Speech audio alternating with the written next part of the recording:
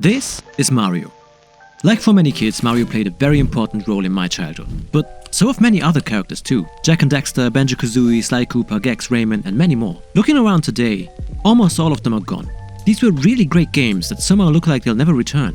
And that made me wonder, why did so many characters of our childhoods disappear and why did some survive? In this video, we'll look at the birth of the first true gaming mascot from the 1980s and how they shaped an entire generation. And we'll explore their rapid rise to the top and how many of them vanished seemingly out of nowhere.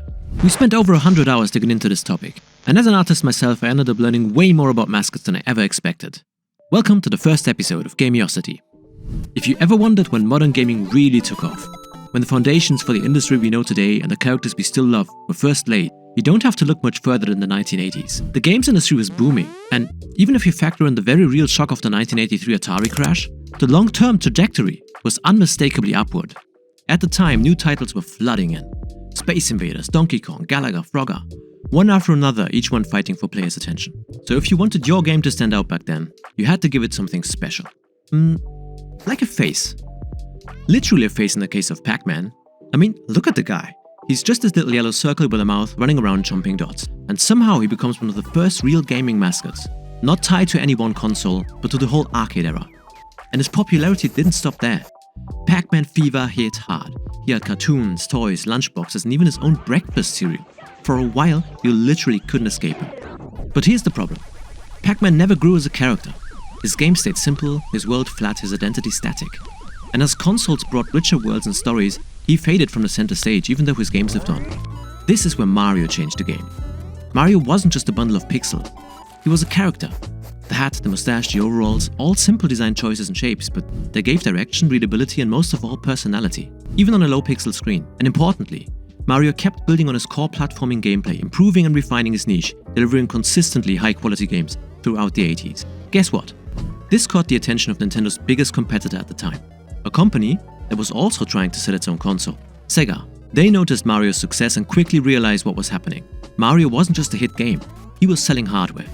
So Sega set out to create their own mascot to do the same. Their first attempt was Alex Kidd, a character quite similar to Mario, but not nearly as successful. And maybe it's just me, but I assume kids just really didn't want to play as a kid who was somehow even less cool than themselves. Anyway, after Alex though, Sega came up with something that completely changed the playing field, and it turned them into a serious competitor, a character with speed, attitude and mass appeal. Sonic the Hedgehog.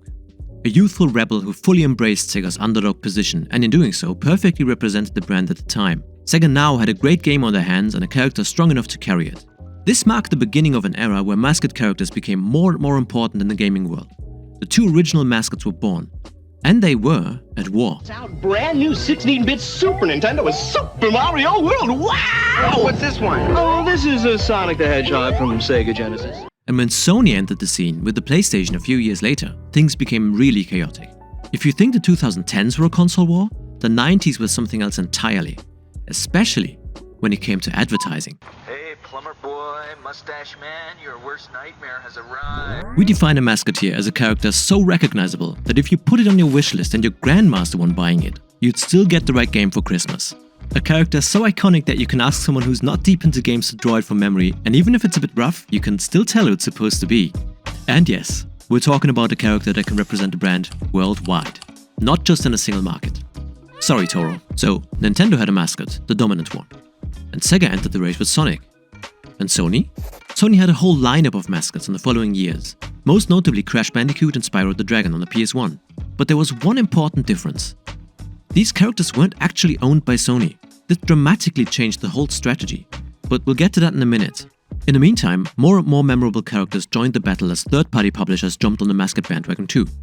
They created stylized iconic designs either to secure exclusive deals with platform holders or to simply give their brand a recognizable face that appealed to a younger audience. And the numbers these franchises pulled were no joke.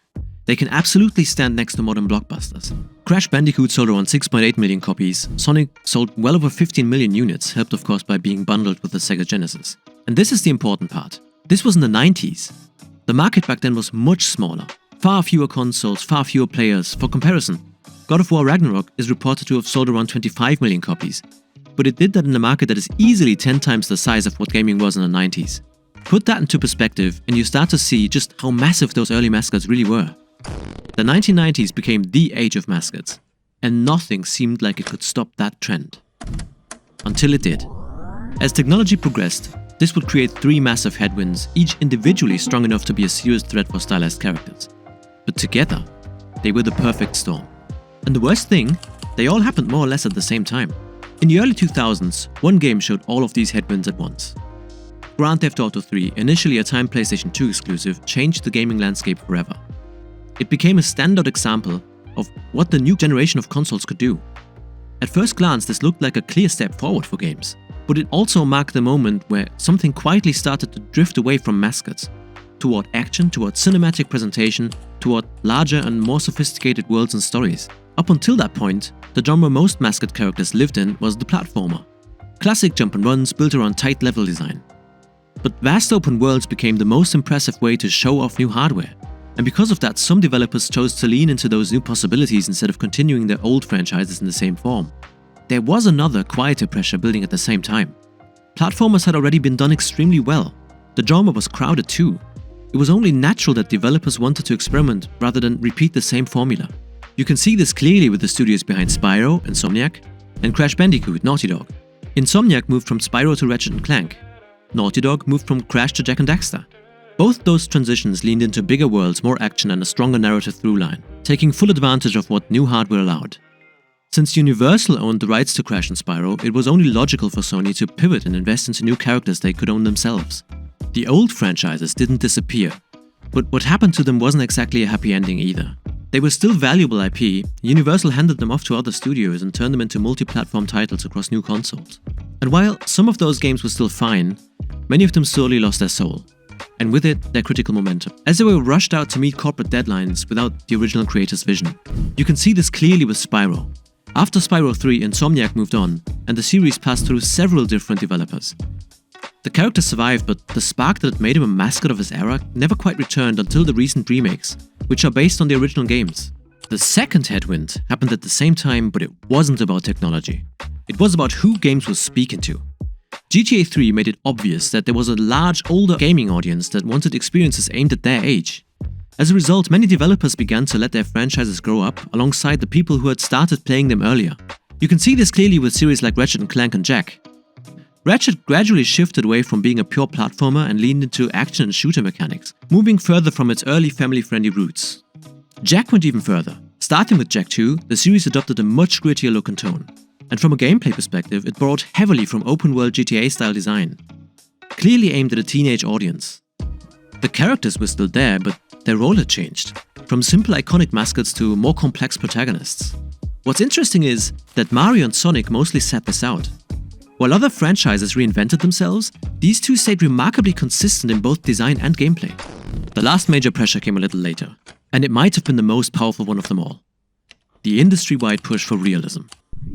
When people decide whether to buy a game or a console, the first thing they see is the visuals. And while it's hard to judge a game's design, fun, or even the emotional impact of an art style from a trailer, realism is immediately readable.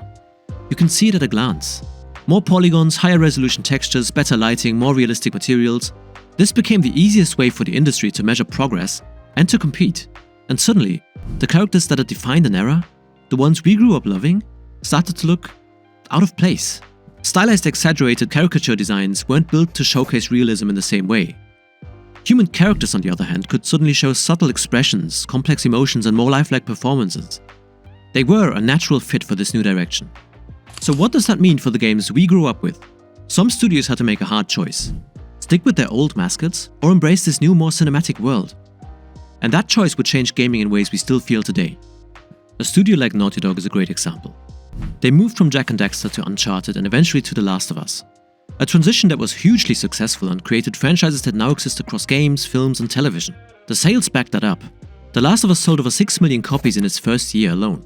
But this success also meant one of the best studios out there is unlikely to ever return to their stylized legacy. Almost every studio made the same choice. The next PlayStation generations were filled with incredible, iconic characters. Kratos, Aloy, Nathan Drake, Joel, Ellie, leading some of the best games ever made. But while these characters were awesome in their own right, they weren't mascots in the sense that we're talking about. There were exceptions. Sackboy briefly filled that role, stylized, expressive, and pushed heavily as a face of PlayStation. But even he couldn't escape the larger shift. As realism and cinematic scale took over, characters like him simply couldn't compete on the same terms. I believe this demonstrates the key point.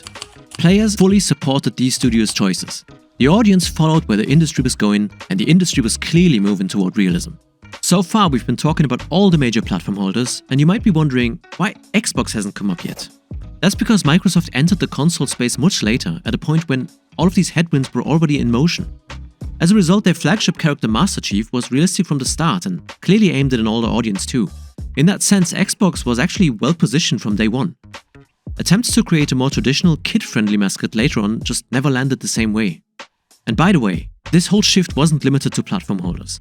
Ubisoft, as an example, followed a similar path, moving away from its more stylized roots with franchises like Rayman and Beyond Good and Evil, and doubling down on realistic worlds such as Assassin's Creed, Far Cry and the Tom Clancy games. When you put all of this together, it becomes clear why GTA 3 mattered so much. It wasn't just a hit. It was an early warning sign, a canary in the coal mine for stylized, mascot-driven games. So, with so many things aligning against stylized characters, why did Mario survive while so many others vanished? Mario has a few big advantages over other characters. He was an early mascot, consistent, instantly recognizable, and backed by high-quality games year after year. Nintendo built an identity around him long before most studios even thought about branding.